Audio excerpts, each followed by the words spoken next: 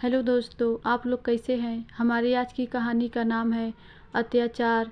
आज निम्मी की हिम्मत नहीं हुई सुबह उठकर नाश्ता बनाने की।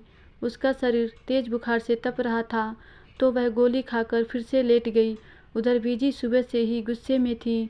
कुछ देर बाद तो अपनी बेटी रज्जो से ज़ोर ज़ोर से चिल्लाकर निम्मी बहू को सुनाने के उद्देश्य से बोली, पता नहीं आजकल की लड़कियां कैसी हैं, इनसे कोई काम नहीं होता।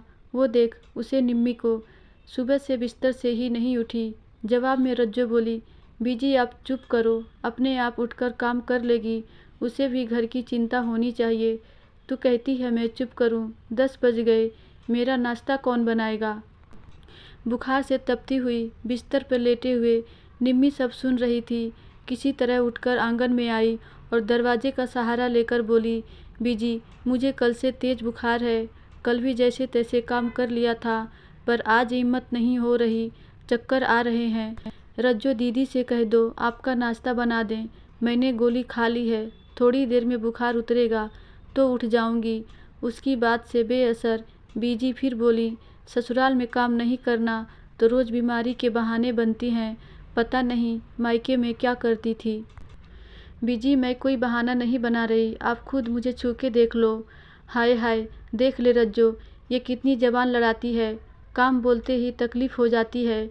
बीजी मैं जबान कहाँ लड़ा रही हूँ, बीजी तो पहले से लड़ने को भरी बैठी थी। रज्जो से फिर बोली, मैंने तो इसकी बहन को देखकर इससे राजीव की शादी करवाई थी। इसकी बहन को देखो कितनी सीधी है, जैसे मुंह में जबान ही ना हो, और इसे देखो आगे से कितने जवान देती है। निम्मी भी रोज़ रोज़ के ताने सुनकर थक चुकी थी। फिर कहने लगी, बीजी आपके भी 5 बेटे हैं, क्या आपके सारे बेटे एक जैसे हैं? नहीं ना, तो आपने कैसे सोच लिया कि मैं अपनी बहन की जिस तरह सब कुछ सहती रहूँगी। ये सुनते ही बीजी का पारा 7वें आसमान पर जा पहुँचा। कहने लगी, हाय भगवान, कैसी निकली ये तो। जा जा चली जा अपने घर, नहीं रखना हमें तेरे को, बुला ले अपने भाई को, आज फैसला कर ही देते हैं। अब तक निम्मी भी पिछले 6 महीने से उनकी ज्यादतियाँ सह रही थी, अब उसकी भी सहन शक्ति जवाब दे चुकी थी। कहने लगी, हाँ बीजी आज फैसला हो ही जाना चाहिए।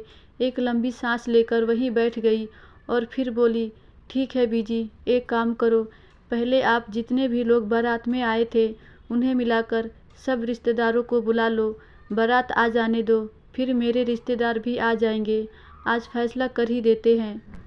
बीजी बोली, क्यों आएंगे सारे, उनका क्या काम, जैसे आप बारात लाए थे वैसे ही, जैसे सबके सामने आई थी वैसे ही चली जाऊंगी।